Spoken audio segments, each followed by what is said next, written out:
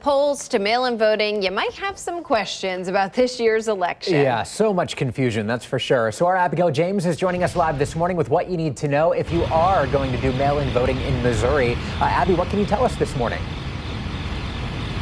Yeah, Joe. Well, Election Day, of course, is approaching very quickly, and Missouri is offering 3 ways to cast your ballot. Those ways include in person, absentee, and mail-in. And if you're doing the last one, then you probably do have some questions.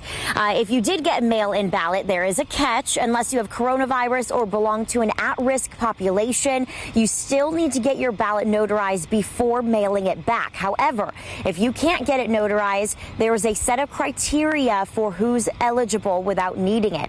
That includes being 65 years or older, living in a care facility, or being immunocompromised. Mail-in ballots must also be returned to local election authority by U.S. mail only. Now, Beth Vonamy with UMKC says come election night, voters should be prepared that election results may not be finalized that night.